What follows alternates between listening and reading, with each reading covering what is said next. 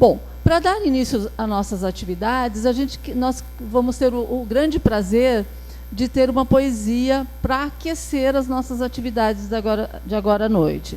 Então, nós chamamos a Mariana Novaes, que vai falar uma poesia para nós, vai declamar uma poesia sobre consciência negra. Muito obrigada. Boa noite a todos. É um prazer estar aqui nesse momento. Eu sou psicóloga. Eu trabalho na Secretaria Municipal de Políticas e Ações Sociais e Cidadania, na SAS. E eu tive o prazer da Keila me chamar para recitar uma poesia, que é uma forma também de nós manifestarmos o nosso amor à nossa profissão, né, e também a nossa luta diante de tanta intolerância, né, e em relação às desigualdades sociais. Eu pedi para o meu pai, que é um poeta maravilhoso, diga-se de passagem, sou suspeita, e eu falei, pai, eu preciso de uma poesia que fale sobre o dia, né, da consciência negra. E ele falou, nossa, eu tenho tantas, mas eu vou fazer uma especialmente para esse momento. Chama Somos os Caminhos. Meu canto é negro e claro, tão claro quanto a claridade ensolarada dos dias que persigo, tão claro quanto a minha pele e as ranhuras de sua tinta humana. O que me corre nas veias não é apenas o vermelho do sangue. Há sulcos rasgados por chibatadas em preto e branco. Há também sons coloridos, risos perdidos, lágrimas repetidas. Mas eu não quero ter apenas o direito ao livre caminhar. Quero o direito de também ser um caminho, não qualquer caminho. Quem sabe um rio a levar justiça e paz em corredeiras incontroláveis, ou uma estrada aberta nos céus para que todas as raças voem livres. O que me corre nas veias não é apenas o vermelho do sangue. Há também a luz incolor, refletida no espelho da vergonha centenária que me subjuga. Porque sou negro ou porque sou também um caminho? Quem sabe? Mas o que me corre nas veias é a esperança policromática da igualdade, a abrir uma porção de caminhos no infinito de nossas consciências. E assim, quem sabe, possamos caminhar reinventando o amor na espécie humana, porque o amor possibilita a convivência. O amor é o caminho. Caminhemos.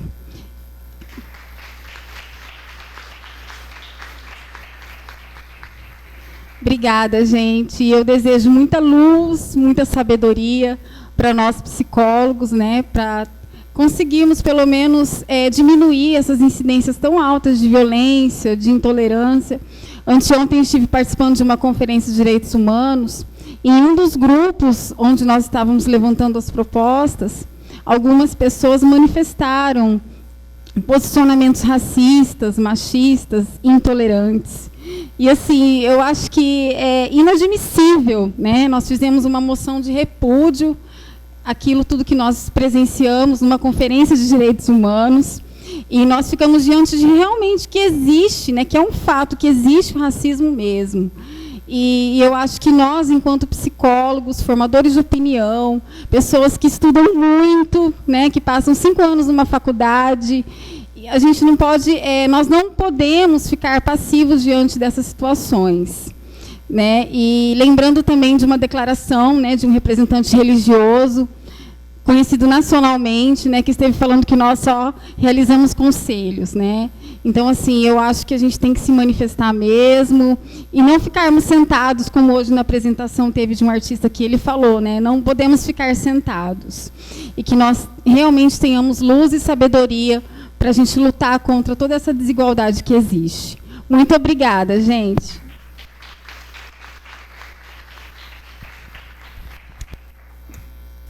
Bem, dando continuidade, nós vamos para a nossa mesa 2, que é Psicologia e Saúde, Políticas para a Área da Saúde Mental. As nossas convidadas para esta mesa é a professora Monalisa Nascimento de Santos Barros, que possui graduação em Psicologia pela Universidade Federal da Bahia, mestrado pela Universidade de Exeter. Atualmente é doutoranda no programa de pós-graduação em Psicologia, Estudos da Subjetividade pela Universidade Federal Fluminense, UFF. É professora assistente da Universidade Estadual do Sudoeste da Bahia. Tem experiência na área de psicologia, com ênfase em intervenção terapêutica, atuando principalmente nos seguintes temas: políticas públicas, saúde sexual e reprodutiva, psicologia da saúde, psicologia social e adolescência, e foi diretora tesoureira do Conselho Federal de Psicologia e coordenadora nacional do Centro de Referências em Políticas Públicas na gestão de 2010 a 2013. Muito obrigada, professora Mona Lisa, seja muito bem-vinda. A nossa outra convidada é a professora Anita Guazelli Bernardes, que possui graduação em Psicologia pela Universidade do Vale dos Sinos, do Rio dos Sinos, mestrado em Psicologia pela PUC do Rio Grande do Sul e doutorado em Psicologia pela Universidade Católica do Rio Grande do Sul. Atualmente é professora, pesquisadora do mestrado e doutorado em Psicologia da Saúde da Universidade Católica Dom Bosco e tem experiência na área de Psicologia Social e Saúde, com ênfase principalmente nos temas políticas públicas, formas de subjetivação, psicologia e trabalho. Professora, muito obrigada e seja muito bem-vinda. Sim? Nós vamos ouvir agora a professora Anita.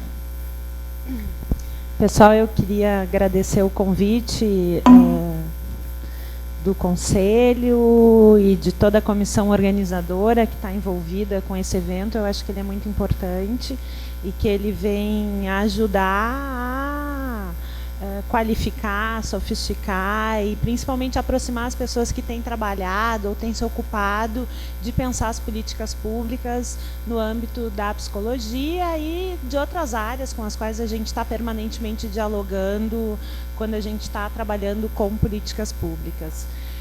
Eu não preparei lâmina, porque eu ainda sou meio da moda antiga. E eu sei que hoje vocês estão cansados, vocês trabalharam o dia inteiro. Eu vou tentar ler o menos possível para a gente poder conversar, até porque eu acho que a ideia de uma mesa redonda é que a gente possa tomá-la como um espaço de discussão mesmo. Eu acredito assim que a maior parte de vocês tem muito mais experiência que eu na rede pública, então tem elementos muito mais concretos assim para a gente poder estar pensando juntos, isso que faz parte do nosso cotidiano quando a gente vai botar para funcionar isso que a gente chama de política pública. Então, já que a gente começou com uma poesia, e eu achei linda a poesia, e acho que aquela frase, enfim, que diz assim, eu também quero ser um caminho, acho que isso pode nos iluminar, pensar como que a gente traz esses outros para o campo da política pública para estar em permanente discussão com ela. Mas eu também tinha pensado, quando eu montei assim, algumas questões para vir discutir com vocês, de uma frase do Anthony Artaud, que para mim ela traduz melhor o que eu entendo do que a gente deva considerar numa política pública, e o trabalho especificamente com política pública, do que muitas vezes os nossos textos mais acadêmicos. Então, essa é uma frase dele, tá? Há no mundo da sensibilidade timbres, volumes de voz, massas de ar e tons que forçam a vida a sair de suas referências. E eu trouxe esse trecho, né, de um texto dele, porque eu entendo que isso é o que deve provocar no campo da psicologia, né? A gente sair de nossas referências para pensar outras referências que são essas com as quais a gente se encontra no nosso cotidiano. Então, além disso, e isso me inspira a considerar que quando a gente vai trabalhar com política pública, a gente tem que fazer um exercício de corporificar isso nas nossas teorias psicológicas. E que é um exercício extremamente difícil, porque muitas vezes a gente opera, por um lado, com a política pública e, por outro, com uma teoria psicológica. E a política pública ela acaba não servindo propriamente como um vetor que ajuda a mobilizar a teoria psicológica de um modo diferente, inclusive para a gente começar a pensar outras referências daquilo que a gente produz em termos de conhecimento psicológico. Então, nesse sentido, eu acho que tanto o processo de reforma sanitária quanto o de reforma psiquiátrica, eles nos trazem assim, um elemento fundamental, que é o conceito de saúde, que é um conceito não conceito, porque, na realidade, se consegue construir toda uma discussão sobre uma problemática de saúde, sobre um sistema de saúde, sobre políticas de saúde, sem necessariamente estar impondo um único conceito. Isso eu acho que é estratégico, mas, ao mesmo tempo, ele dá algumas indicações que estão relacionadas, né, à ideia de condicionantes e determinantes e de necessidades sociais. Tá? Então, voltando à leitura inicial daquela poesia, quando a gente está falando de saúde, então, a gente também vai ter, por exemplo, como determinante e condicionante os direitos humanos, tá?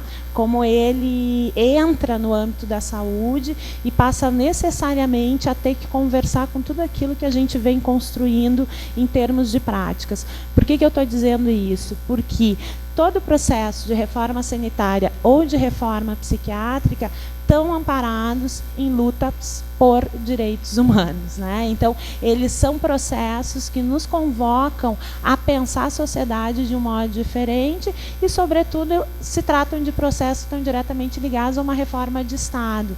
Então, eles são muito mais do que modificações simplesmente práticas, né? Mas são modificações sociais, são modificações culturais, e por isso que também eles acabam sendo tão difíceis, muitas vezes, de serem implementados ou da gente sentir, bom, então efetivamente agora a gente está conseguindo concretizar um determinado trabalho a partir daquilo que foi construído. E, além disso, a outra questão que eu acho importante em relação ao processo de reforma sanitária e psiquiátrica é que eles são processos de lutas políticas. Tá? E muitas vezes a gente faz uma série de críticas ao Sistema Único de Saúde e esquece que o SUS é fruto de uma luta política. Tá? Então, que nesse sentido, ele é efeito do que aquilo que num determinado momento começa a nos interrogar sobre a forma como a gente, dentro de um dos campos lá teóricos da psicologia, a gente diz sobre a forma como a gente é governado, né? Como nossas vidas são conduzidas e quem é que conta e quem é que não conta nessa forma de condução da vida. Então, essas reformas que caminham juntas e vêm de potências juntas, que é um certo estranhamento com aquilo que a gente produz pela saúde, eles trazem esse elemento, né? Eles não são políticas construídas verticalmente, eles são políticas que se constroem horizontalmente, tanto no âmbito da reforma psiquiátrica quanto no âmbito da reforma sanitária. Tá? Então, a reforma psiquiátrica ela caminha junto com essas modificações do campo da reforma sanitária, ela vai incorporar, né, e vai também levar elementos para a própria reforma sanitária, e elas juntas elas vão fortalecer isso que a gente chama então de um projeto político para a saúde. O outro elemento, então, né, além de serem lutas políticas, ambas elas são uma aposta na vida. Então, elas se tratam de uma política da vida e não só uma política sobre a vida, né? Então, é uma aposta em um fortalecimento em termos de acesso e de outras possibilidades de vida. Então, isso se dá em todos os âmbitos da vida, né? Quando a gente vai pensar que o que está em jogo ao equalizar saúde e cidadania é a possibilidade de acesso a condições de vida. Então, isso já é uma outra pista que eu entendo do que a gente vai construir e que eu entendo interessante de se construir em termos de práticas em saúde, que é bom, de que modo aquilo que eu faço é uma aposta na vida. Então, eu acho que essa interrogação, porque isso é uma interrogação ética, né?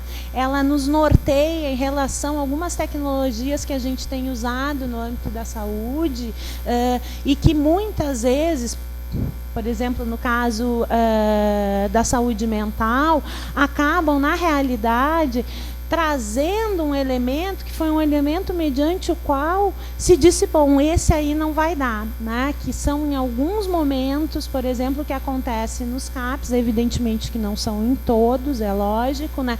Que é torná-los mini manicômios, tá? Então, isso significa não só um distanciamento da orientação da política, né, mas, sobretudo, apostar em algo que é bom. Quem que a gente quer que faça parte e quem que a gente não quer que faça parte. Porque a lógica manicomial é essa, né? A gente escolhe quem é que a gente quer compartilhar nossas vidas e com quem a gente não quer compartilhá-la. Tá? A outra questão que eu acho fundamental desses movimentos, né, da saúde no Brasil, principalmente a partir da década de 70, é que eles trazem esse elemento em relação ao conceito de saúde, que é entendê-la, né, a partir da organização social, entender que as formas de adoecimento elas não estão descoladas das formas de organização social. Isso para a psicologia é muito importante, porque a gente tem uma tradição e uma herança nas teorias psicológicas, em que primeiro a gente vai lá para dentro do sujeito para depois entender o que vem se organizar no entorno dele. E essas duas políticas, elas dizem, não, para aí. Primeiro, a gente tem que entender uma certa organização social para, a partir disso, poder considerar por que certos modos de vida acabam nos adoecendo. Isso tira de um âmbito que a gente chama assim, mais individualizante, né, do sofrimento, e vai para um âmbito mais político. Que falar de saúde, falar de sofrimento, falar de adoecimento, é falar de uma certa organização política da vida. Tá?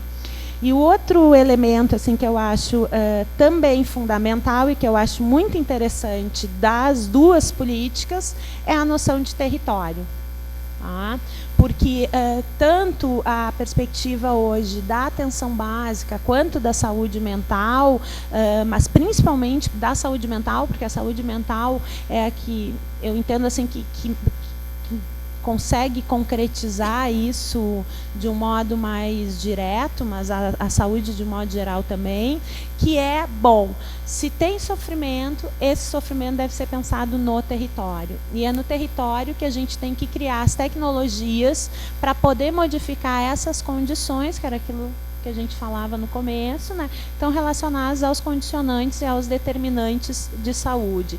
Então, a ideia do território, ela nos ajuda a entender que a ação não é só sobre o sujeito que sofre.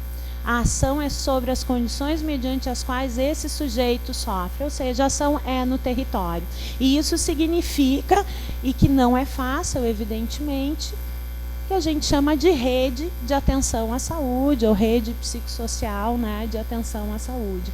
Então, é a criação de dispositivos que possam dar conta dessas necessidades sociais e não exclusivamente de problemas de saúde. Tá? Então, essa ampliação do conceito que equaliza, né, saúde, vida, cidadania, com essa forma de operacionalização que é territorial, que tem o território como base, né, ela significa uma mudança que é política, epistemológica e prática. Tá? E por isso que ela é difícil. Porque às vezes a gente modifica na política, mas não modificou a forma de pensar, às vezes a gente modifica na prática, mas isso não tem repercussão propriamente na forma de pensar, e é aí que eu entendo que a gente se denuncia muitas vezes presos em certos referentes, que é aquilo que tradicionalmente a gente vem discutindo de saúde como ausência de doença, né? Que é um referente assim, que é caro para nós na saúde, mas que ele permanentemente se inscreve e se torna o referente das nossas práticas, né? Eu estou falando muito rápido? Não? A outra questão que eu entendo da política de saúde mental, mas a saúde mental dentro de uma política maior, que é uma política de saúde e, sobretudo, de uma política social, tá? É a gente poder pensar a política, né, a partir de um vetor que a gente chama vetor da ética, conforme eu estava falando para vocês, e não da moral. E por que eu estou falando isso? Porque hoje a gente está vendo assim, uma série de movimentos que criticam muito o Sistema Único de Saúde e todas as possibilidades que se dão para o Sistema Único de Saúde para que a gente deixe de ter um sistema público. Tá? Então, a gente critica, a gente que usa o SUS, nós somos todos usuários do SUS, e ao mesmo tempo a gente diz, bom, não serve, e o que serve seria, então, um conjunto de tecnologias e formas de pensar que a gente chama de privatização da saúde. Então, o que eu acho, por isso a questão da ética, que a gente tem que ter cuidado com a crítica que a gente faz ao Sistema Único de Saúde, porque a crítica ela continua sendo uma aposta política no SUS, e não em desmonte do SUS. Tá? Então, a crítica é para nos ajudar a pensar como que algo que diz respeito à vida tem que necessariamente e permanentemente estar sendo pensado, está sendo rediscutido, está sendo transformado, porque as necessidades vão se modificando, a forma de viver vai se modificando. Então, essa é a outra questão. Tá?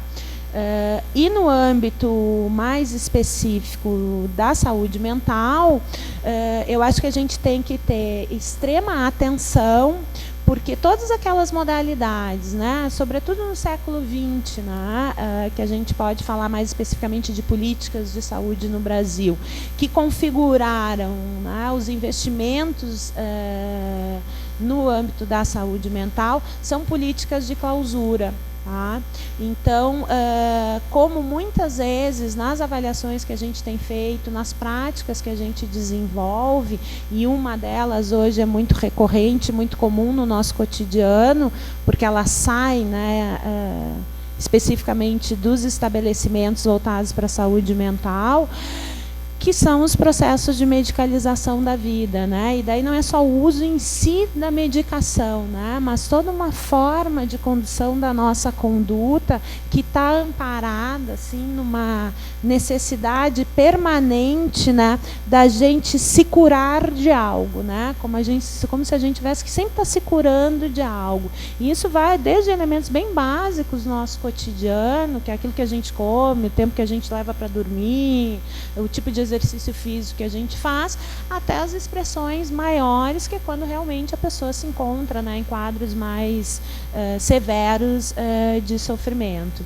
Então, assim, hoje toda a lógica e a medicina, a indústria farmacêutica vem com muito peso nisso, né, porque isso está quase ocupando o lugar de algo que salva a alma dos humanos, né? Então, a gente tomar a porta de entrada, e é isso que eu quero dizer, a porta de entrada tem sido a medicalização, e não propriamente o que a gente chama o território, né? Porque todas as portas são portas de entrada em relação à saúde mental, né? A saúde mental, a porta de entrada não é só o CAPS, enfim, os serviços substitutivos, mas é também a atenção básica.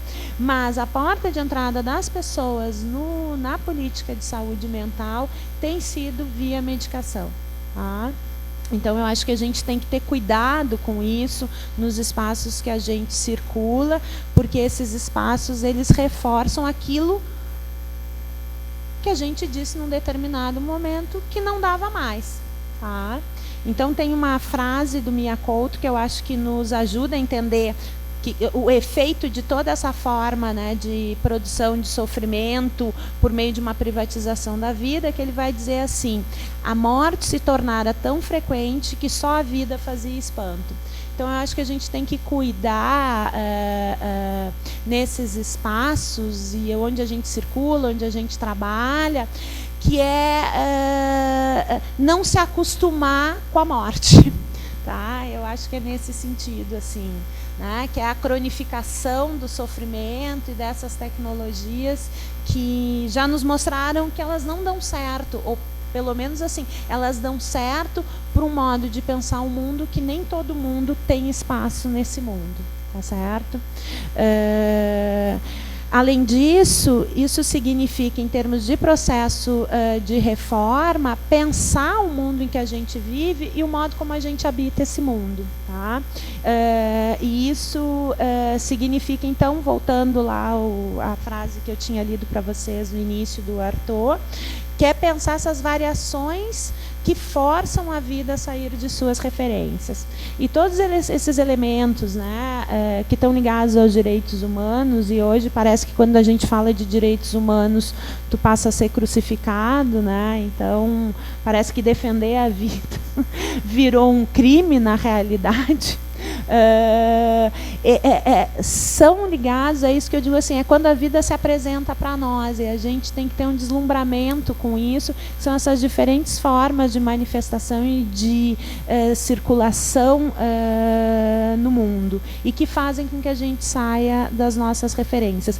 Então parece uma coisa extremamente assim abstrata, muito acadêmica, mas eu acho que uma prática é interessante quando a gente consegue sair das nossas referências. Quando a gente faz uma determinada aposta, correndo um certo risco, eu acho que o conceito de produção de vida está relacionado a isso, né? Que é uma abertura ao risco, é quando a gente consegue, de algum modo, romper com certas dimensões da vida que são muito naturalizadas para nós. E no âmbito da saúde mental, uma das rupturas é a gente achar que a primeira coisa que a gente tem que fazer com uma pessoa que entra na política de saúde mental é dar um diagnóstico. Tá? Então, esse é um referente que é um referente perigoso, porque daí ele é importante, entendam isso, eu não estou dizendo que a gente não a gente possa, né, se desfazer dos diagnósticos. Ele é importante, mas ele não é o único caminho e nem é a porta de entrada, né? E qual é o problema do diagnóstico? Ele é generalizável e universalizante, e tudo aquilo que vem com essa vida e com esse modo como essa vida habita o mundo em termos de singularidade, ele não é absorvido pelo diagnóstico, porque o diagnóstico é um recorte e cola, né? O que entra e o que não entra.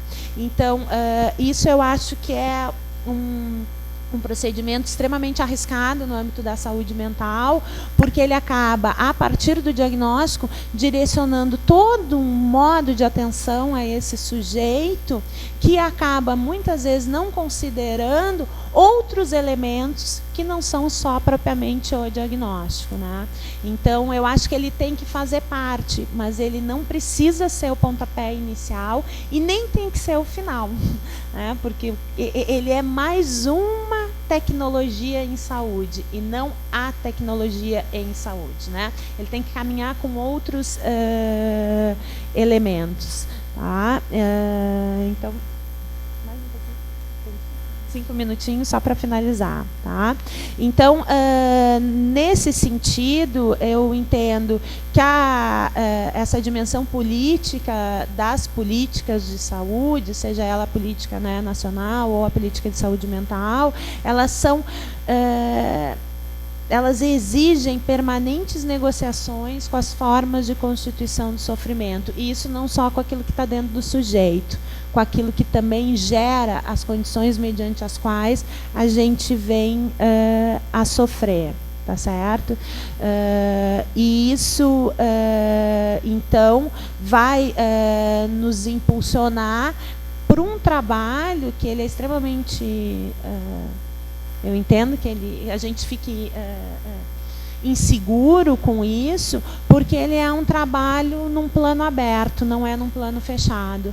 Porque cada caso é um caso, cada situação é uma situação, e tu precisa pensar tecnologias e estar permanentemente construindo tecnologias que possam se voltar para essas especificidades, né? Então, só para finalizar, eu acho que eu entendo, né, que no âmbito das práticas em saúde mental, a gente tem que estar permanentemente atento para a tensão que existe entre uma lógica de tutela e uma lógica de cuidado, porque isso está permanentemente no nosso cotidiano, né? Quando que nossas práticas, elas são práticas que ajudam a construir vetores, né, que a gente chama de uma certa liberdade, de autonomia, de protagonismo, e quando que na realidade elas trabalham numa lógica de tutelar o sujeito, né, o outro incapaz, tá bom?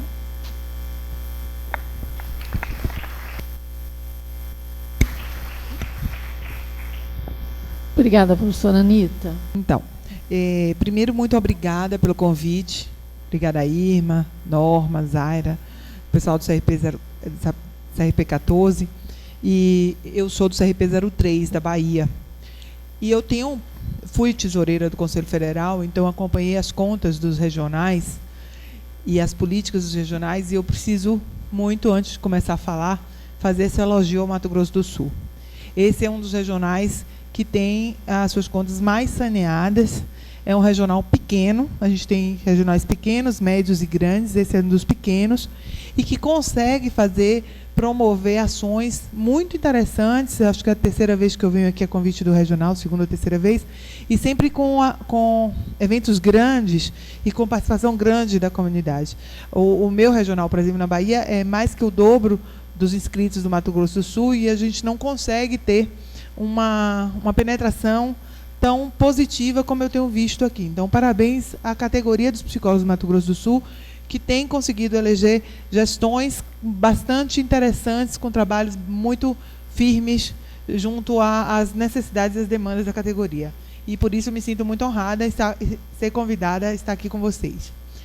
Eu não sou uma profissional da saúde mental, no sentido estrito da saúde mental de quem trabalha na rede substitutiva com pacientes portadores de transtornos psiquiátricos. Apesar de fazer supervisão, sou professora do curso de medicina, e nesse momento eu tenho uma turma de 6º ano de internato que eu faço a supervisão deles no CAPS-AD. Mas eu sou da saúde geral, e eu acho que é esse tema que me traz aqui como um desafio para as políticas de saúde pública, para a área específica de saúde mental. Os sistemas locais de saúde, para fazer uma contextualização, eles são historicamente hierarquizados, fragmentados e medicalizadores. Eu já trabalhei no Centro de Referência em DST-AIDS, eu trabalho hoje numa maternidade, no Hospital Materno-Infantil, já trabalhei na UTI neonatal, e não sou considerada parte da coordenação de saúde mental. Porque a gente lida com a dicotomia que a gente reclama e critica o tempo todo na nossa formação, que é uma dicotomia entre corpo físico, né, e uma dimensão subjetiva, um corpo psíquico. E aí, quando a gente vai trabalhar na saúde, a gente promove uma outra dicotomia do que é saúde mental e do que é saúde. Então, assim, eu acho que essa fragmentação da ação do psicólogo na saúde, ela é muito grave, porque ela dificulta a gente a efetivar um dos princípios fundamentais do SUS, que é a integralidade. Quando a gente separa em áreas distintas.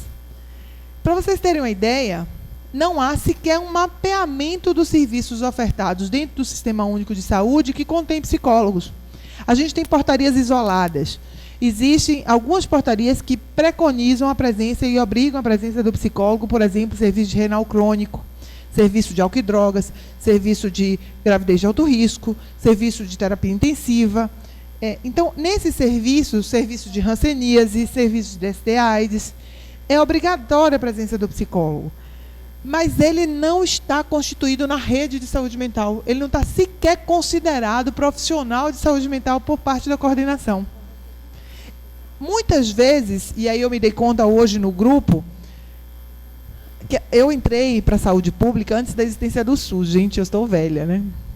Eu fiz concurso em 87. A lei do SUS, a lei orgânica, é de 90. E aí, na época que eu entrei, óbvio, a gente não podia saber da sistematização do SUS. Mas de lá para cá, as pessoas continuam entrando como eu entrei em 88. Sabe? Eles entram para um serviço e assumem a ação do serviço sem saber que aquele serviço faz parte de um sistema maior, e em que nível ele está naquele sistema e qual é a relação que ele vai ter com o nível primário ou com o nível terciário. Ou se ele é do nível terciário, que interferência ele pode ter no nível primário, ou mesmo que relação ele pode estabelecer com o outro profissional que está na atenção primária. Não há, portanto, funcionamento em rede, principalmente se a gente vai falar do trabalho do psicólogo. O conceito de saúde mental fica restrito a patologias psiquiátricas ou à dependência de álcool e drogas. E aí, como garantir a integralidade, a universidade, a equidade nesse contexto? Onde sequer a gente se vê como colegas de uma mesma ação. Pode passar, por favor. Bom, eu estou falando que não há trabalho em rede. Então, o que é rede? Olha, as redes de atenção em saúde é um conceito que data de 1920. Você vê como a gente está atrasado. 1920, lá no Reino Unido, através do relatório Dawson, foi resgatando esse conceito que o SUS passou a preconizar um trabalho em rede. Há um consenso gradativo de que a organização do sistema de saúde sob forma de redes integradas seria o mais efetivo e resolutivo a ser proposto para a comunidade.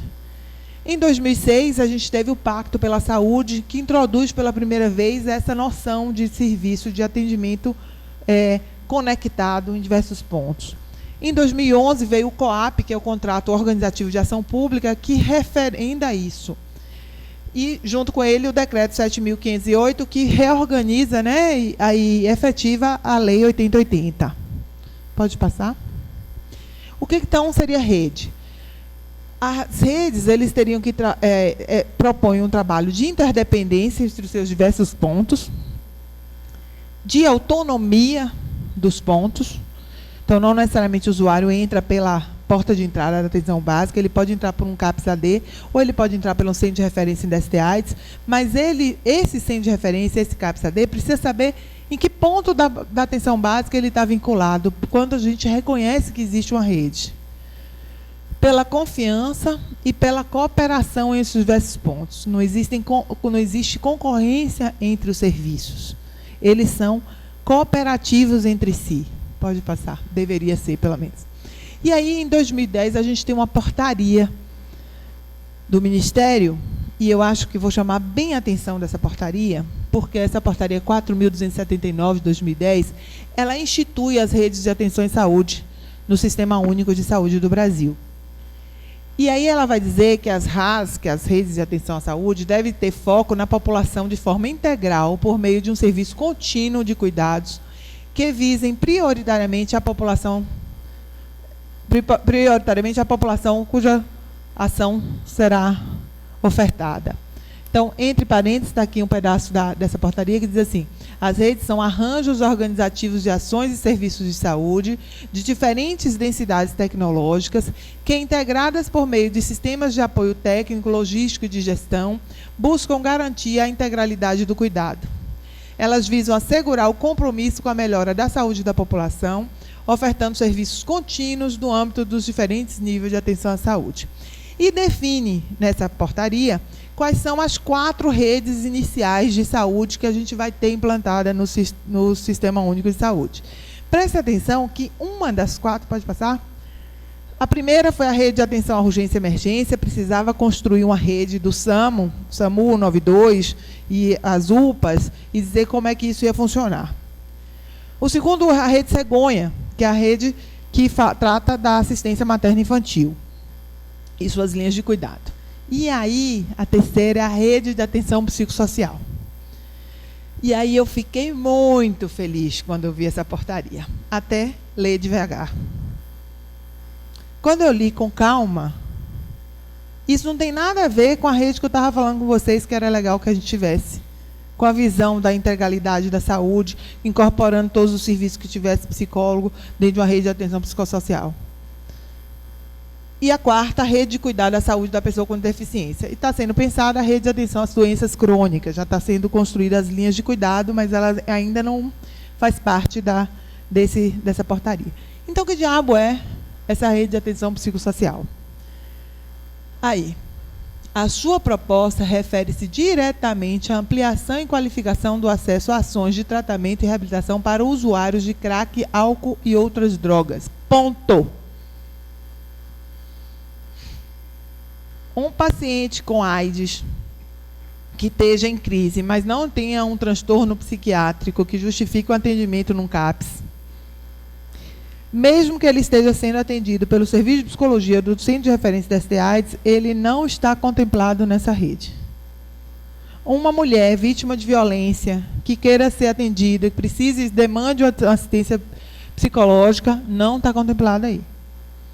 Uma criança que tenha um distúrbio qualquer, que não justifique uma atenção no CAPSI, também não está aí. Ele tem uma partezinha assim, a rede também atende a indivíduos com sofrimento ou transtornos mentais, desde que esse indivíduo esteja dentro ali, ó, dos usuários de crack, álcool e outras drogas. Ela não amplia. Então, eu acho que, se a gente está falando de desafios da saúde mental, esse eu acho que é o primordial para nós psicólogos. É que a gente comece a incluir todo o serviço que nós prestamos dentro da rede SUS como parte do serviço da coordenação de saúde mental. Nós sequer somos chamados para uma reunião. Quem trabalha em psicologia hospitalar sabe bem disso. Nós estamos lá, em algum lugar. A gente não tem uma coordenação, pode ter uma coordenação de psicologia hospitalar. Alguém aqui que trabalha no hospital já foi chamado por uma coordenação de saúde mental para conversar sobre o que é feito no hospital, como ponto da rede, para ter uma relação. Eu estava dando um exemplo no grupo hoje. Lá no hospital a gente faz consulta pós-parto. Aí a gente teve 2 casos que eu citei no grupo, que quem ouviu, desculpe, vou repetir. Uma menina de 17 ou 18 anos que teve um bebê e começou a beliscar a bochecha do bebê. Ela dava indícios de que ela podia estar iniciando uma psicose puerperal, na forma como ela relacionava com o filho. Mas a maternidade não vai segurar ela ali por causa de uma suspeita de psicose. Vai dar alta. E nós, do Serviço de Psicologia, reconhecemos que isso é pelo menos no mínimo, uma vulnerabilidade importante de ser observada.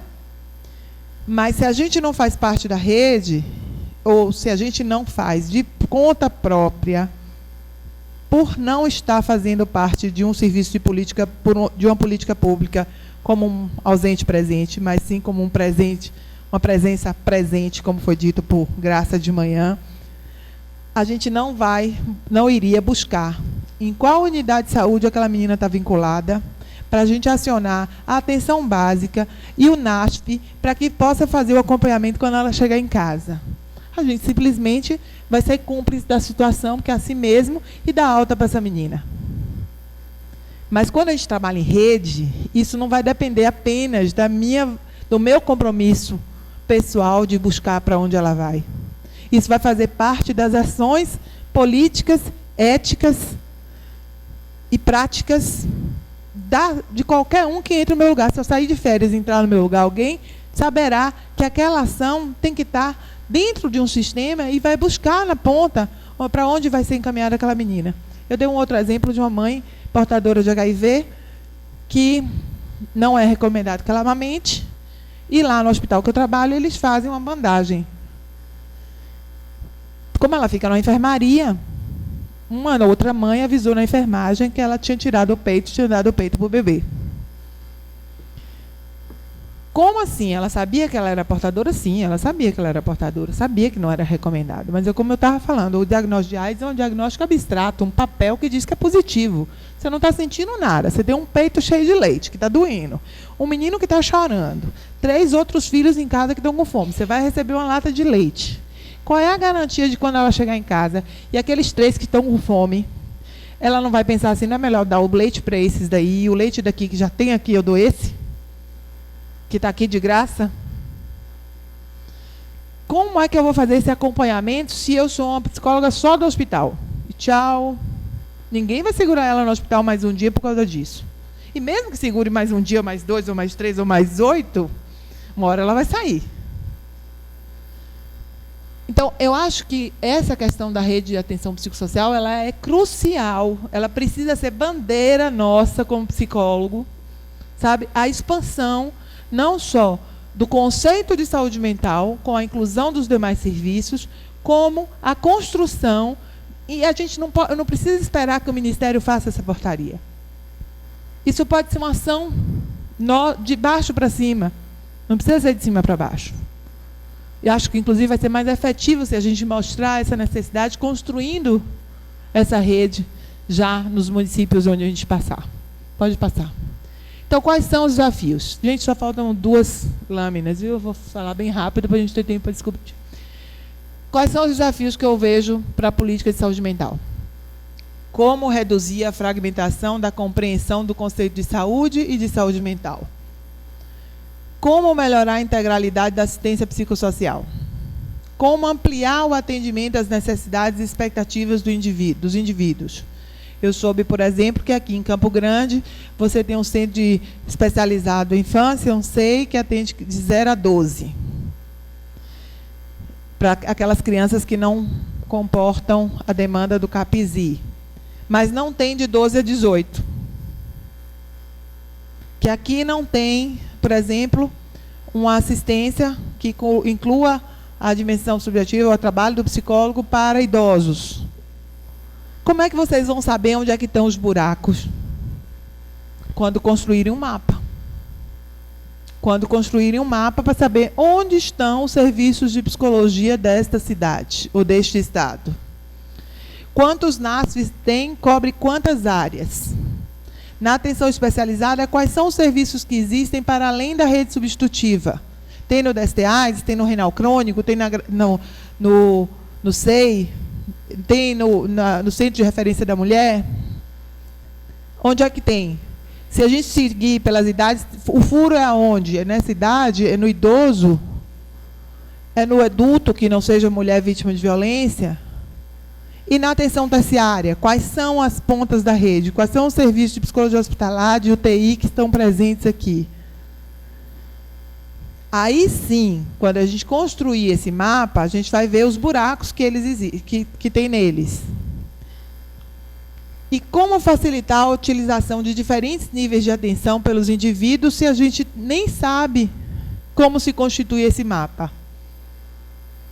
Como é que a gente pode se reivindicar como categoria que a Secretaria de Saúde faça um determinado concurso se a gente nem sabe onde a gente está e o que a gente faz?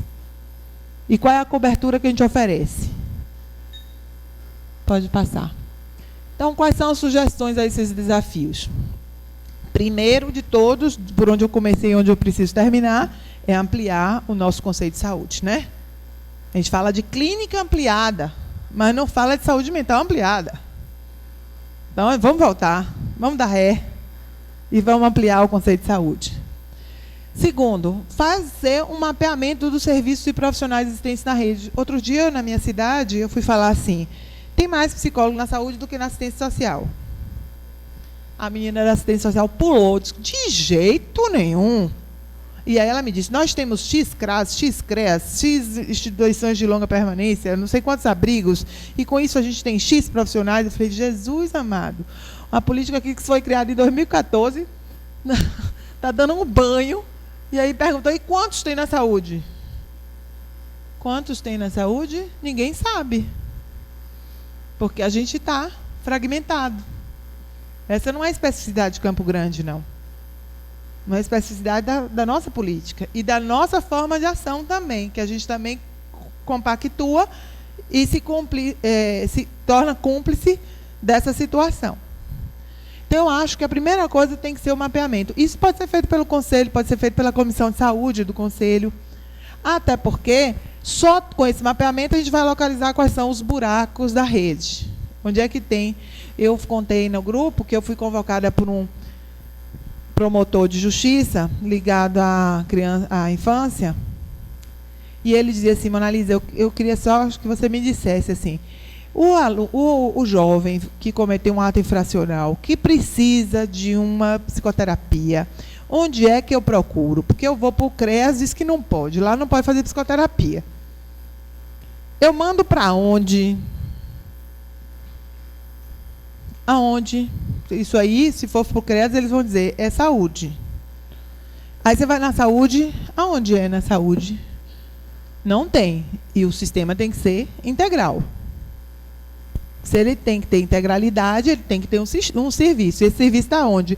Aqui vocês têm o SEI. Na minha cidade, nem o SEI eu tenho para criança. Eu sei que até 12 poderia encaminhar para lá. Mas e de 13 a 17, encaminha para onde? Lugar nenhum. Então, quando a gente viabilizar, aí, quando a gente conhecer os lugares onde nós estamos, nós vamos poder viabilizar espaços de construção de vínculos entre os diversos pontos da rede. E podemos também utilizar o diagnóstico da rede como instrumento de pressão para o alcance da integralidade. Então, se a Comissão de Saúde do CRP 14 consegue mapear todos os serviços de psicologia que existem em Campo Grande ou no Mato Grosso do Sul, e localiza quais são os buracos da rede, essa comissão, dentro do Conselho, pode fazer gestão junto ao governo do Estado para dizer, olha, existem esses e esses e esses buracos. Porque não é só o buraco, né, gente? Porque às vezes existe o serviço, mas existe o buraco. Existe um CAPES, mas que não dá conta da demanda. Mas só fazendo o mapeamento que a gente vai ver. A gente pode ir no CAPES e dizer assim, tem 3 psicólogos, mas tem uma fila de espera aqui que faz acolhimento e o povo fica só no acolhimento há 6 meses. Então, tem que dizer que ali também tem um buraco. Tem o serviço, mas tem um buraco.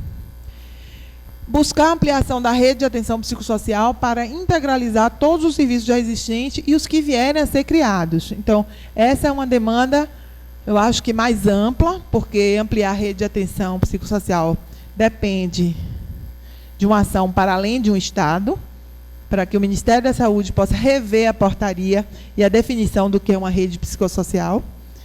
Mas a gente não precisa, como eu falei, não precisa esperar que o Ministério faça para a gente poder fazer acontecer. Se a gente sensibilizar os profissionais daqui e construir a rede daqui, esse intercâmbio entre os próprios secretários pode demonstrar a efetividade e a resolutividade dessa ação. E incentivar a participação do psicólogo no controle social da saúde. É outra coisa que as pessoas não sabem o poder que tem, tanto nos conselhos de saúde, quanto nas conferências, né? Pode passar. As outras sugestões é a incorporação de novas frentes de luta pela equidade na saúde. Aí eu dei o exemplo da violência obstétrica, mas poderia dar exemplo, como eu falei agora, dos adolescentes em conflito com a lei, mas particularmente da violência obstétrica, eu acho que é uma questão que toca diretamente a uma classe que tem 90% de mulheres, como a nossa, e é uma questão que impacta diretamente numa produção de subjetividade bastante fragilizada frente a um momento de tanta vulnerabilidade que é o momento de parir, e no qual somos submetidas a tantas violências, né? Então, eu acho que assim, ninguém acolhe essa mulher, e eu acho que está na hora da psicologia também apresentar outras formas de ação e abrir um pouco mais o leque de possibilidades e fazer algumas proposições nesse sentido. A outra questão é a publicização das atividades a serem desenvolvidas pelos psicólogos em cada ponto da rede. Eu acho que quando você constrói a rede, também tem que construir o que atende ali, né? Quais são as ações que são desenvolvidas para que os outros pontos possam reconhecer você como possibilidade de referência e contra-referência. Incorporar a tecnologia social do projeto terapêutico singular, que envolva os diversos pontos da rede, ou seja, essa técnica do PTS, ela não é uma técnica exclusiva da rede substitutiva, ela pode ser adotada pelos outros pontos da rede. A gente precisa aprender cada vez mais a trabalhar em equipes multidisciplinares e a construção de uma visão da atuação profissional dentro do sistema de saúde pública ao qual ele está inserido. A gente falou também lá no grupo como é difícil, às vezes, a comunicação com os colegas de trabalho por não reconhecerem o que a gente faz, mas também a gente não diz o que faz. Muitas vezes a gente se esconde atrás de uma possível agenda, de atividades já pré-determinadas, pouco troca nas reuniões multidisciplinares. É preciso que a gente também se abra para essa troca, essa interdisciplinaridade, né? Não, às vezes o saber poder está em esconder o que faz. E esse exercício desse poder não nos ajuda, não contribui para que a gente possa avançar. São essas as sugestões, pode passar. E aí a pergunta, a quem cabe esses desafios? Cabe a todos os atores sociais envolvidos na construção e melhoria de um sistema de saúde com mais qualidade. Psicólogos, usuários, Conselho Regional de Psicologia. E precisa que a gente desenvolva essa compreensão de que o processo de cuidado gera uma responsabilização e uma relação mútua e contínua de confiança entre a equipe, famílias e os indivíduos. A gente precisa ser uma presença presente. Como Graça falou, não cabe mais a gente dizer que trabalha numa política pública e não saber que política pública é essa. Se a gente está dentro dela, a gente naturalmente deverá ser um militante dessa política pública, ou então saia do barco. Porque se você está ali só para ocupar um espaço, você não está produzindo uma militância, não está produzindo um crescimento, nem para você, nem para quem está sendo atendido por ti. E é necessária a articulação de conhecimentos e vontades dos vários setores envolvidos na saúde, incluindo o CRP, os psicólogos, os usuários, além do governo e suas diversas esferas e instâncias. Para terminar, tem uma frase aí, pode passar? Não há nenhum exagero em dizer que a sociedade democrática está fundada sobre uma espécie de fé. A convicção de que cada cidadão é capaz de assumir e assume inteiramente a responsabilidade política. Thomas Merton. Obrigada. Obrigada, professora Mona Lisa. Bem, estamos abertos aos questionamentos. Por favor, pode vir aqui.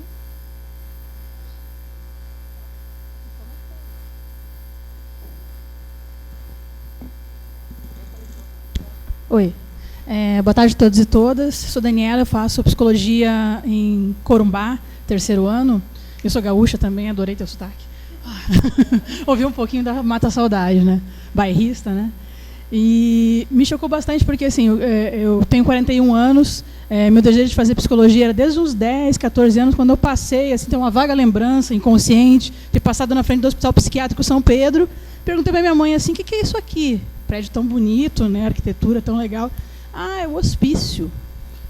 O que a gente tem que estudar para trabalhar no hospício? Olha a loucura, né? Mais louca, né? Eu tenho fascinação pela loucura. Daí ela disse assim, psiquiatria. Mas para ser psiquiatra tem que fazer medicina, né? Tem que mexer em sangue, essas coisas. Não. Alguma coisa a mais? Psicologia. Estava começando na época, provavelmente, né? Eu disse, fiquei com aquilo na cabeça. Não passei no primeiro vestibular com 18 anos, na URGS, né? Muito difícil. Daí engavetei, fui fazer outras coisas, fazer outros cursos. Daí 20 anos depois passei em Corumbá. Onde fica Corumbá? Pantanal. Vamos lá. Sonho antigo, desejo, vamos realizar, né? Daí voltei, 20 anos depois a Porto Alegre, passei lá no hospício, né? Entrei, pedi para entrar, fui conhecer. E na minha ilusão, né, de que luta antimanicomial, reforma psiquiátrica, acabou o hospício, né? Acabou o hospital psiquiátrico.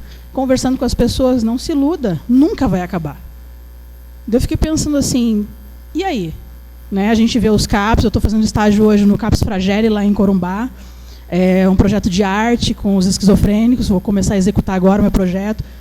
Todo bonitinho, fui pesquisar, fui lá no Núcleo Nise da Silveira, conversei com as professoras lá, caprichei, peguei o Osório César, fiz uma mistura, né, peguei um pouco de Freud, uma pitadinha ali, vou executar agora. Mas e aí? o CAPS está virando, como vocês falaram, os novos manicômios pequenininhos, né, que a gente vê. Né? Fiquei curiosa para conhecer os daqui também, que diz que tem, né? Santa Casa, né? Até passei na frente, ontem a professora me levou lá, né? Só nós quero entrar. Passeio de nerd é visitar as coisas para estudar, né? E o que a gente faz? Porque vai continuar. Eu vi criança dentro do Hospital Psiquiátrico São Pedro, 7 aninhos. Então, eu não vejo assim perspectiva futura de fato acabar os manicômios, porque para mim aquilo é um manicômio ainda. Tem a mesma estrutura, a mesma arquitetura, não se consegue fazer quase nada porque eles estão totalmente embotados, mal conseguem andar pelas ruas lá do Hospital Psiquiátrico, que é enorme, é como se fosse uma cidadezinha, né? Então, eu fiquei assim meio que sem saber o que esperar, né, da reforma, né?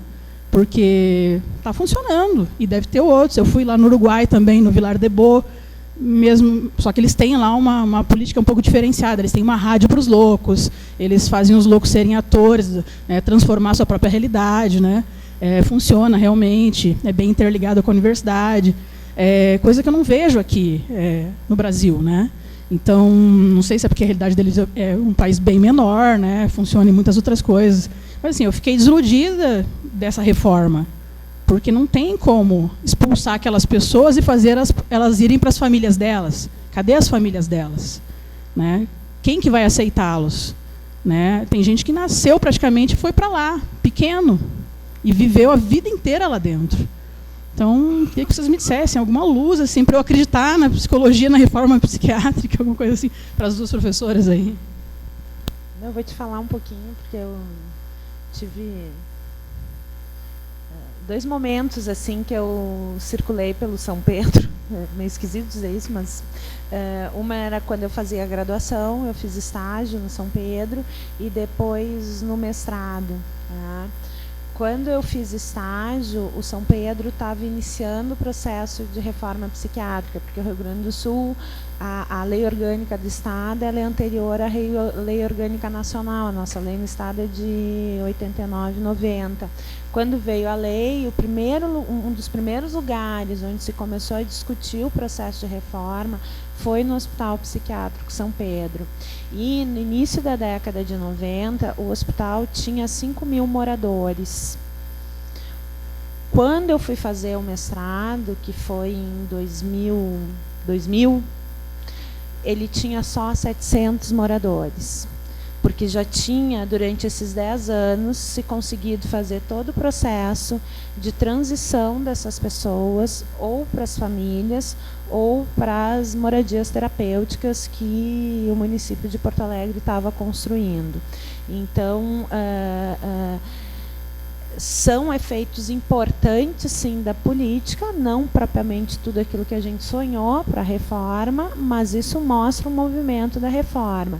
E esse foi um processo que foi feito junto com os trabalhadores dentro do hospital e junto com os usuários. No início da década de 90, né, parece uma coisa assim complicada, mas o São Pedro, não sei se tu te lembra, ele era murado. Depois tiraram os muros e botaram grades. Quando botaram grades mais baixas, os moradores passaram a poder circular. Eles não estavam mais presos dentro do hospital. Isso foi uma outra coisa. Além disso, começou a criar espaços culturais lá dentro, eventos culturais, que era uma forma que se pensou para poder trazer a comunidade, principalmente ali do Partenon, para participar dessa discussão. Bom, o que a gente faz com esse espaço? Isso é o que diz respeito àquelas pessoas que moravam dentro do hospital. Hoje eu não sei qual é o número de pessoas que ainda moram, tá? Mas eu acredito que já diminuiu pela metade esse número. Tá? E depois eu falo um pouquinho de como foi difícil esse processo de transição. A outra questão é que o São Pedro, conforme a Mona Lisa estava trazendo, ele tem centros de referências em algumas modalidades de atenção. Uma é infantil, outra é álcool e drogas e outra é para pacientes agudos. Que eu não sei se ainda, que eles chamam de área de agudos, que são pessoas que estão em algum surto, né, se ele existe, porque o projeto é que ele não deveria mais existir. Né? Então, o São Pedro não tinha mais moradores, o projeto, né, pela reforma era extinguir as moradias, tá? Mas ele ainda seria um espaço, uma tecnologia da saúde mental, tá?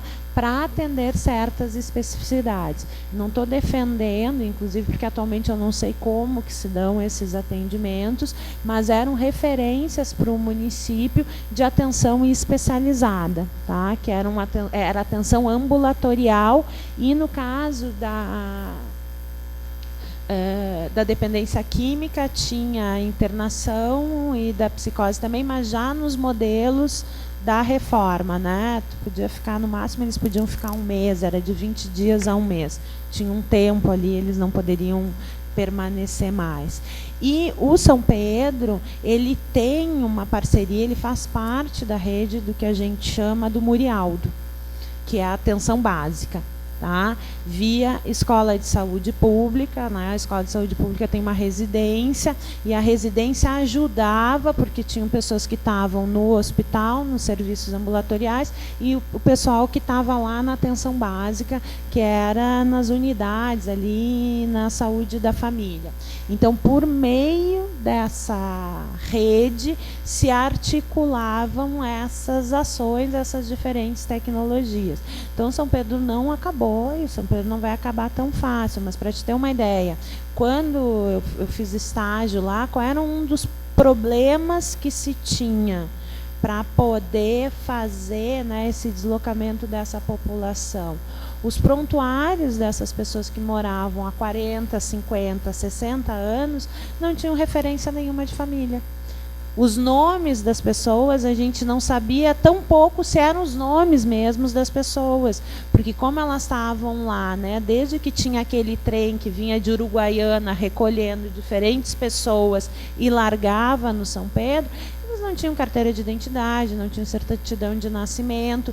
Então, as primeiras pessoas que saíram do hospital entraram lá no programa de volta para casa, tá? Porque se tinha as referências, mas para voltar para casa se teve que fazer trabalho com essas famílias. Tá? Então isso não é um processo assim também imediato, e isso exige um trabalho em rede, né? Porque envolve assistência social, envolve a psicologia, envolve, né, todos esses equipamentos governamentais para poder fazer esse trabalho.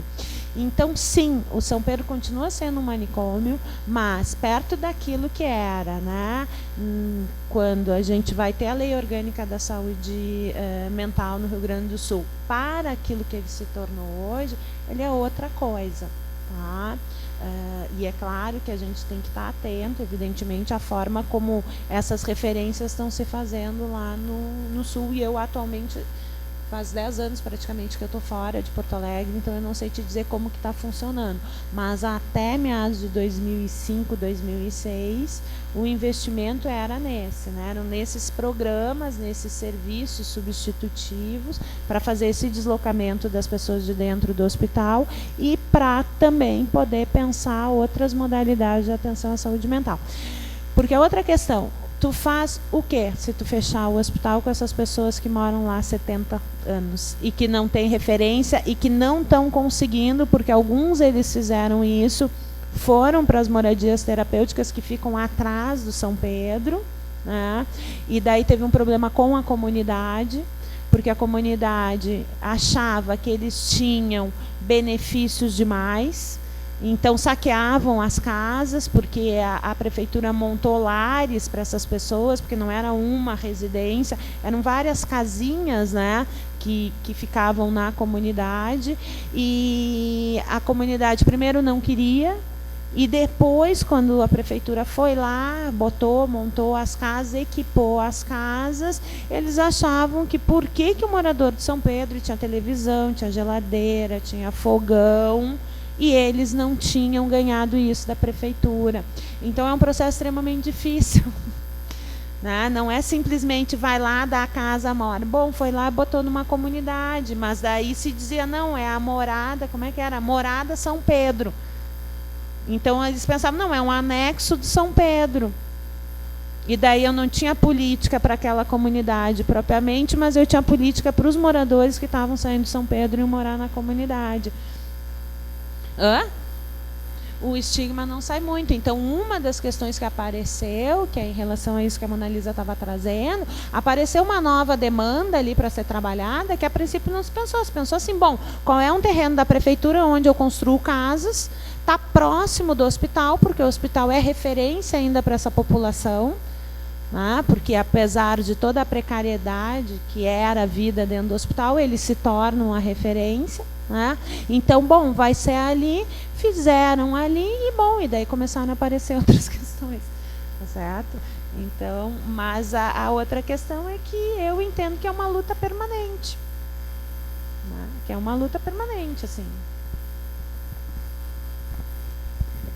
Eu queria só contribuir com isso para dizer assim, como a gente não pode desistir. Porque a família quer se livrar do paciente. A empresa de saúde quer acolher o paciente. A privatização, né, não estou falando que o São Pedro não deve ser privatizado, mas assim, se a gente abrir a guarda, vai existir setores privatizados que querem ocupar esse nicho de mercado. Por quê? É um paciente que não reclama, uma família que quer se ver livre, que se ele quiser cortar a comida, ninguém vai poder falar nada, como foi no passado, né, pouco fiscalizado, virava fábricas de loucura e de altíssima mortalidade. Então, se não houver uma luta constante, perene, para a manutenção dos princípios da reforma psiquiátrica, a ré já está engatada. Na hora que a gente piscar o olho, o carro já voltou. O retrocesso já aconteceu, né? Existem diversas formas, assim, a luta pelo SUS é uma luta constante. A construção do SUS, ela é incansável. É uma batalha atrás da outra, né? Eu acho que as comunidades terapêuticas foi uma forma de retorno ao manicômio, à lógica manicomial. Se a gente pensar as diversas estratégias que são criadas com novos nomes, de outras formas, para burlar, ela é fluida. Quando você pensa que está ganhando num flanco, você leva uma bombardeada no outro. Então, é preciso que a gente realmente entenda essa política. Igual eu falo sempre para meus alunos lá na medicina, olha, a lei ela foi assinada por Fernando Collor de Mello. Isso não quer dizer que o SUS tenha sido de ação do Fernando Collor de Mello. O SUS ele é anterior, porque ele é uma construção coletiva. E passou Fernando Collor de Mello, passou Itamar, passou Fernando Henrique Cardoso, chegou em Lula, passou Dilma, e precisa estar sempre em construção, porque ele precisa ser assumido como nosso, e não de ninguém especificamente, nenhum político especificamente. Boa parte da lei, ele vetou boa parte tanto que teve que fazer a outra 8142, que é para poder complementar 8080 de tanto que ele tinha vetado. Mais alguma pergunta, gente?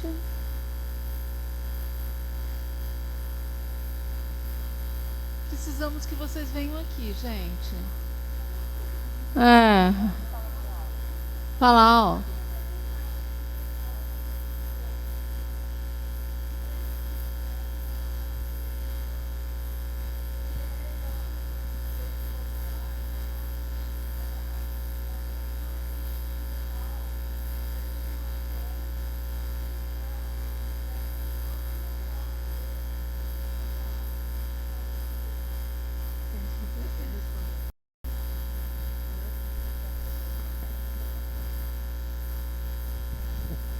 Não, o problema do maníaco da cruz é que ele é mais o que a gente vai pensar do que a gente está fazendo na nossa sociedade do que como é que a gente responde a esse problema, né? Porque é um jovem, é um menino, né? Que, claro, ele cometeu uma série de atrocidades, assim, mas daí vem mais uma atrocidade, que é não ter lugar nenhum para ele.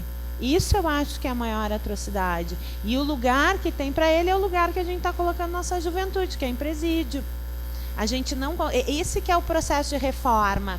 Tanto quando a gente fala de reforma sanitária, quando a gente fala de reforma psiquiátrica, é como a gente pensa de um modo diferente. Porque a nossa preocupação é onde vamos jogar o maníaco da cruz.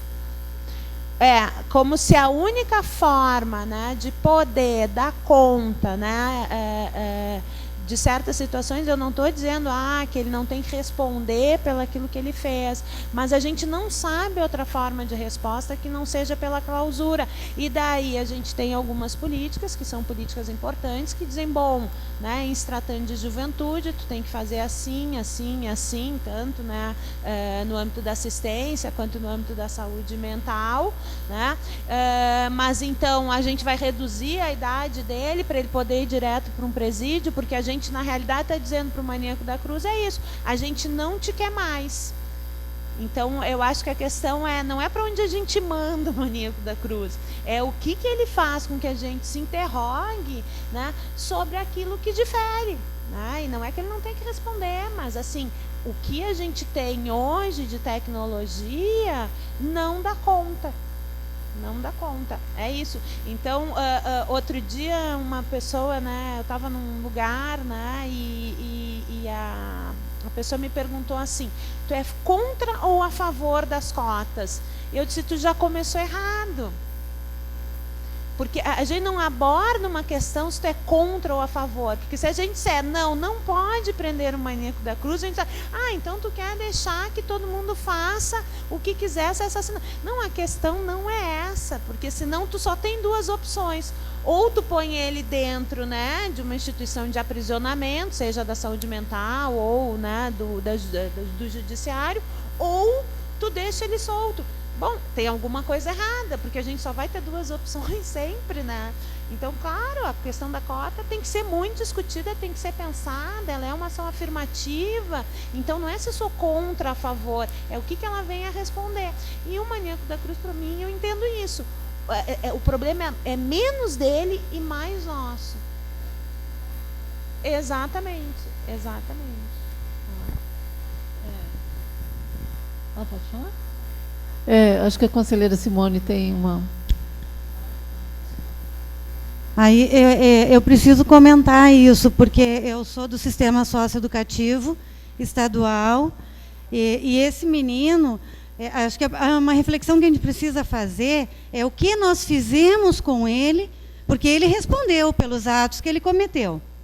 Muito mais do que a lei previa.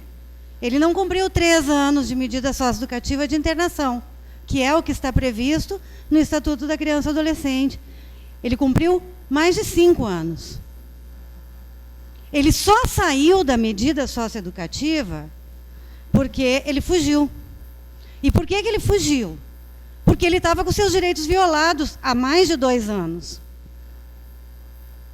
Né? Aí tu pergunta, o que o sistema socioeducativo, o que tu, psicólogo do sistema socioeducativo, vai dizer para esse adolescente, 5 anos estando lá dentro, e tu dizendo que ao final do 3º ano ele poderia sair, porque é isso que está dito na lei. Qual é o nosso papel de psicólogo depois que ele tem o direito dele violado? Porque as pessoas têm medo que ele saia, né, e simplesmente tem medo, e ninguém assume. Nas medidas socioeducativas, exemplificando esse caso, as medidas socioeducativas cumpriram, de certo modo, o que elas tinham que cumprir. Até um certo ponto. Até um certo ponto. Ao que nossa estrutura hoje permite. Né? Ele retomou a escola, é um objetivo da medida socioeducativa, porque ele tinha abandonado a escola, ele não tinha abandonado, mas ele tinha um mau desempenho escolar. Né? Ele tinha não era... os laços com a família dele foram resgatados muito fortemente. É um objetivo da medida socioeducativa. Por outro lado, a pergunta que eu faço, o que nós fizemos, nós, enquanto sistema socioeducativo estadual, nós, enquanto sociedade, principalmente nós, enquanto mídia, para construir essa figura que é o maníaco da cruz hoje, que ele se reconhece como tal. Porque quando ele cometeu 3 homicídios, gente. 3. Será que isso era suficiente para tudo isso que a mídia fez dele? Eu não estou minimizando o sofrimento das 3 famílias que perderam, eu não estou minimizando a gravidade do ato. Mas, assim, o quanto isso foi supervalorizado pela mídia e vira daí um modelo para se mudar tudo. E vamos criar manicômios para adolescentes. Né? Porque é isso que está sendo discutido de novo. Aqui em Mato Grosso do Sul, essa é uma questão que está se discutindo de novo. O que nós vamos fazer com os adolescentes que surtam dentro das unidades de internação? E qual é o nosso compromisso da psicologia com relação a isso, quando nós construímos, porque ninguém sabe o nome desse menino, mas todo mundo sabe que ele é o maníaco da cruz. Por que ninguém reconhece ele pelo nome? Né? Eu me nego a chamar ele, eu prefiro chamar ele de menino. Né? Não, enfim, mas assim, a gente precisa repensar também. Né? Essa família, quando completou os 3 anos, poucas pessoas sabem disso. Quando completou os 3 anos de medida, a família dele, ele ficou em Ponta Porã, cumprindo essa medida socioeducativa. A família dele mudou de Rio Brilhante, foi para um outro município, visitava regularmente. Essa mãe assumiu esse menino, com toda a questão mental, enfim, de ato infracional, enfim, tudo isso que aconteceu, ela trouxe a responsabilidade para ela daquilo que lhe cabia e cumpriu a parte dela e se preparou.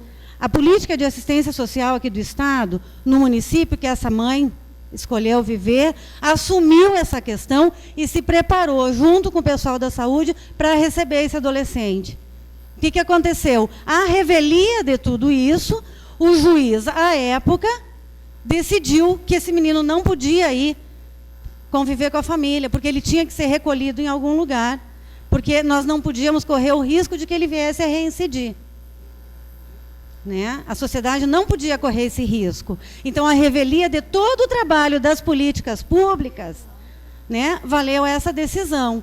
E eu me pergunto até que ponto a gente não sentenciou esse menino a ser o maníaco da cruz o resto da vida dele, nesse momento. É uma pergunta, eu não estou dizendo que isso é uma verdade. Poderia não ter sido, ou poderia ter sido. Né? Mas o fato é que hoje, depois da fuga, né, 1000 histórias rolaram de diário, de isso e de aquilo.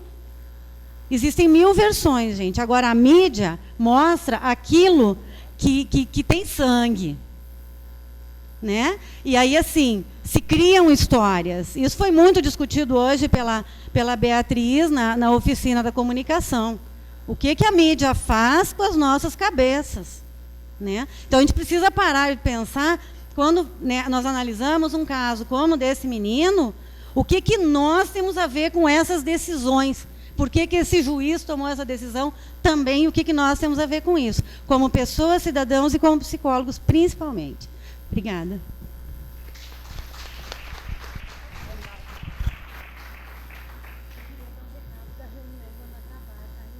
Eu queria agradecer a professora Mona Lisa, porque eu trabalho no município em que rede de saúde mental é inexistente, né? Quando você fala que a gente tem que saber aonde a gente está, o que a gente faz e qual é a cobertura do nosso serviço, o problema da gestão é uma coisa terrível. Então você fala, comunica, fala o que você faz, fala que saúde é isso, assistência é aquilo, né? Daqui para cá você não pode seguir, e eles não querem nem saber. Então, a atual realidade de onde eu trabalho, existem 3 psicólogas, uma da assistência e 2 da saúde. Não existe mais NASF, porque quando eu entrei tinha uma equipe, mas eles não faziam esse papel, era só ambulatorial. Então, tem regiões rurais que a gente precisa ir e elas não iam. Então, só ia assistente social e eu. Até que a assistente social também falou, não vou mais, e só fiquei eu indo. E não tinha como encaminhar para lugar nenhum, porque o município não tem um ônibus que leve a população para a cidade, nem para cá. E aí você fica naquela coisa, né? O que eu faço? Então, a angústia tomou conta. Eu estou há 3 anos e vou fazer 4 anos lá. Eu formei e já fui. E eu fico muito preocupada, né? Porque não tem o que fazer. Você fala para o gestor e ele acha que é só te dar uma salinha, né, e pronto. E o que você está reclamando? Né? E fala, olha, está acontecendo isso. Ah, não posso fazer nada. Campo Grande ali do lado. Então, não existe nem referência contra referência, não existe sistema ele não entende assim, e quem entra depois, quem estava antes também não. Então, esse mapeamento a gente já pediu, não é feito. A gente fica nessa coisa de onde vai correr. Eu fico muito preocupada. Eu cheguei a ficar doente por isso, né? Você quer salvar ali e não dá para fazer nem o seu. Então, essa parte de se questionar o que você faz, qual que é o teu papel ali, tentar dar autonomia, né, para o paciente, é muito difícil quando você encontra essas barreiras que não tem rede. Não tem rede de saúde, muito menos rede de saúde mental. Para eles é o psiquiatra que é o protagonista e pronto, acabou. Né? É o que a senhora falou, entra já pela parte de medicamento e, se der, você atende, né, em 15 minutos, porque tem muita gente. Não faz grupo, porque também não tem lugar. Então, essas questões ficam muito me deixando angustiada, porque eu não tenho saída. Né? Não tenho como passar para um colega, pedir uma ajuda, porque se eu daqui para cá não entro, essa parte de equipe multidisciplinar eu acho muito bonita, mas não funciona lá, né, pelo menos. Você falar do que a psicologia, eles acham que quer bater papo, então vai na psicóloga. Né? Tá muito mal, vai no psiquiatra.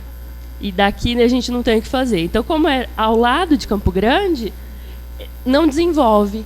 Né? A gente fala, esse aqui tem que ir para um CAPS, assim, não tem como ir. E vai ficando, e vai adoecendo também quem está cuidando, né? Então, eu fico numa cilada de bico ali, eu não sei o que fazer. Eu estou até pensando em sair, porque não estou conseguindo mais lidar com a situação. Como é seu nome? Fernanda. Fernanda, eu entendo esse isolamento, assim, eu acho que a gente tem que parar de esperar que a rede seja feita pelo gestor, sabe? A proposta, por exemplo, quando a gente estava conversando no grupo, a Comissão de Saúde tentou fazer um mapeamento só dos psicólogos hospitalares, e encaminhou uma correspondência, se eu estiver errada, me corrija. Encaminhou uma correspondência a cada hospital pedindo para os psicólogos se identificarem, o que eles fazem. Eles não responderam. Entendeu? Então, a gente tem que começar a assumir as nossas responsabilidades também e começar a buscar soluções que sejam coletivas.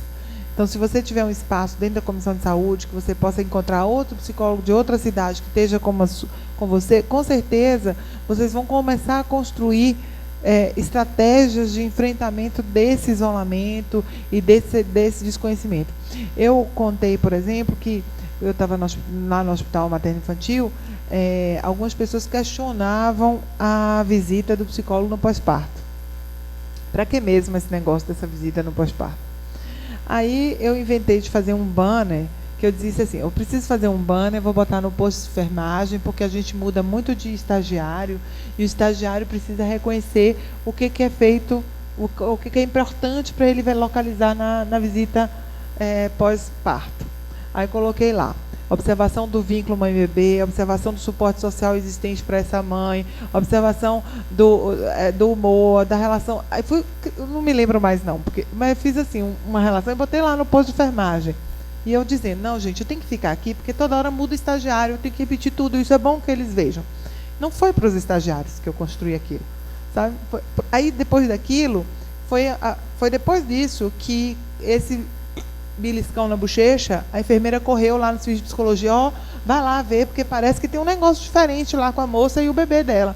Quer dizer, eles já identificaram que aquilo podia ser algo que fosse de interesse do atendimento do psicólogo ali.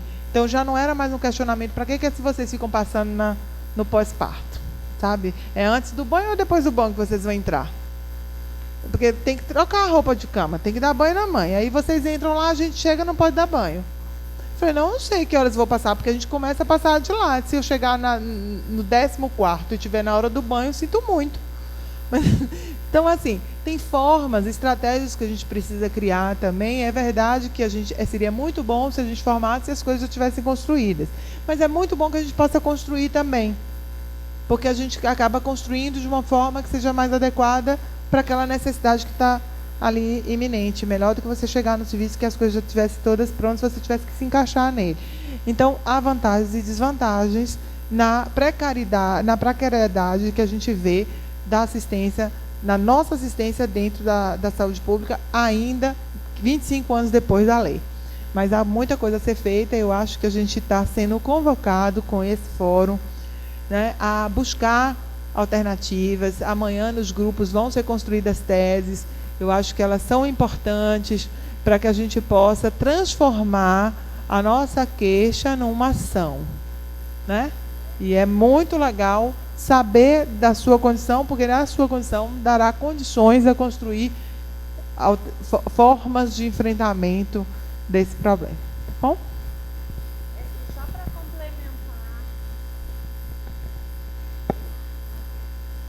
Só para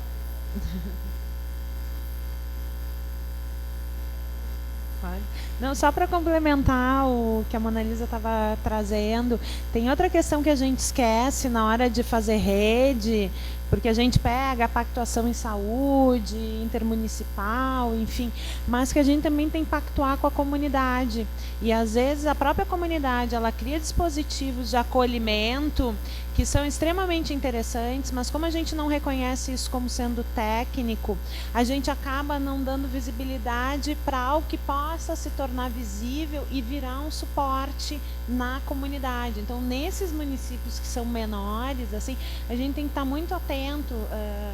A gente faz um trabalho lá, os alunos da psicologia fazem um trabalho lá no Nova Lima, e ali tem, assim, é uma região de Campo Grande que é extremamente vulnerável, com uma série de precarizações em relação ao acesso, mas tem algumas redes ali que eles fazem, né, como auto-organização da comunidade, e que é interessante.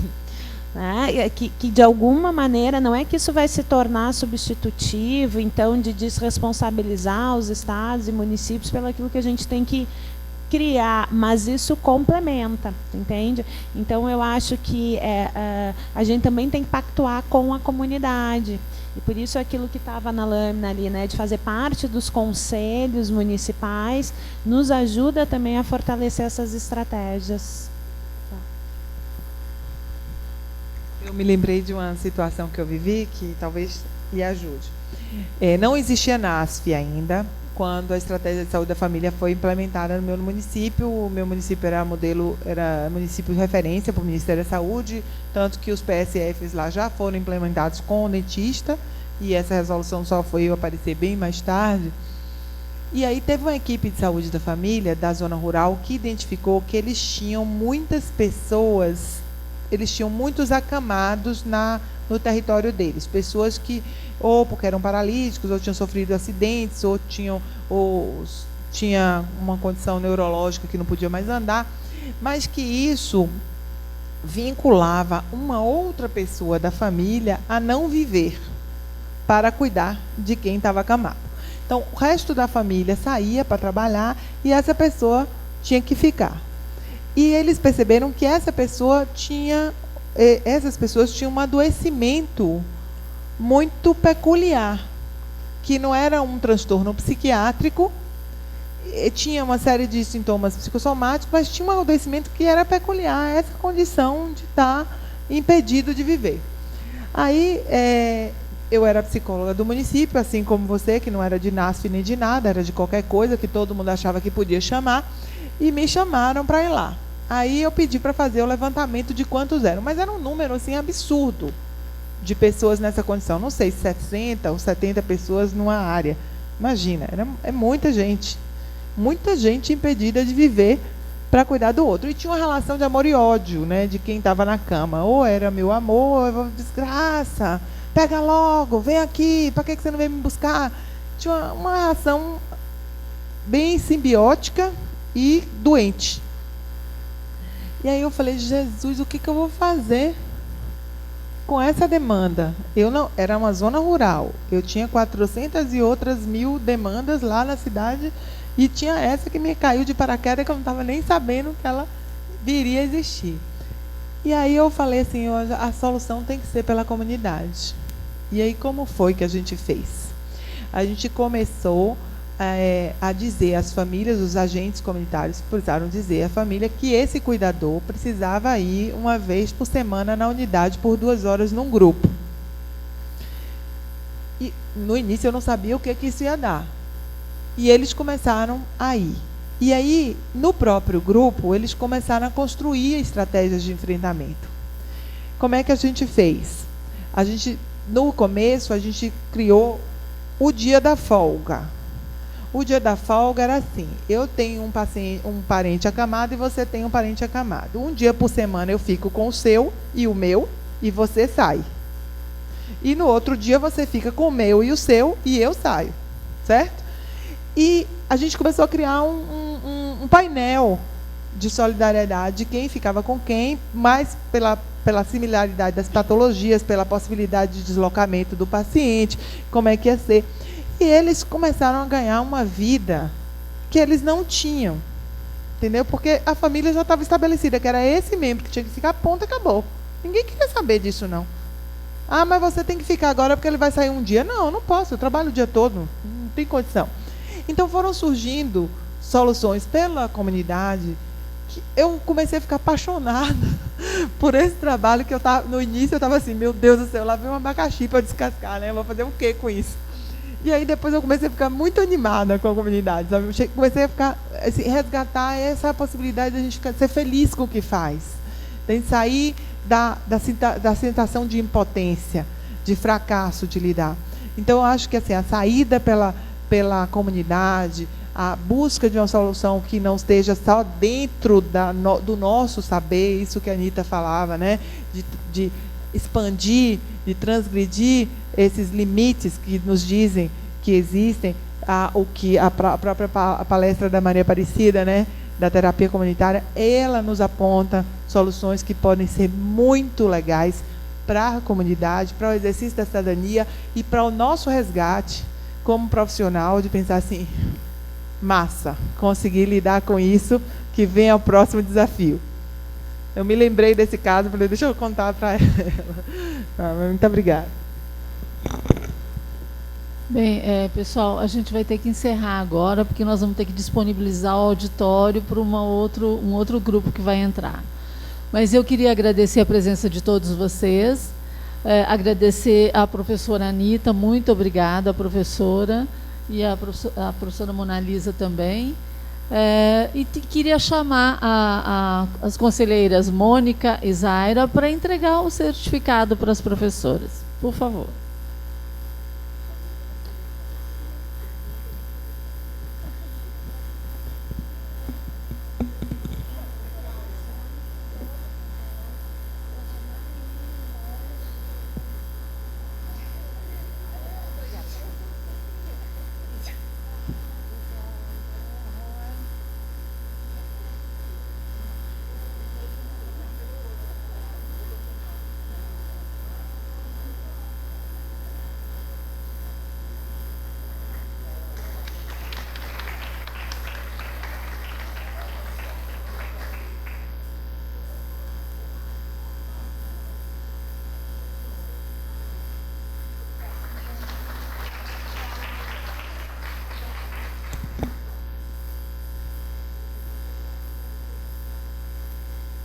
Bem, nós temos um aviso que a professora Sandra vai dar antes de nós encerrarmos. Só um minutinho, por favor, gente.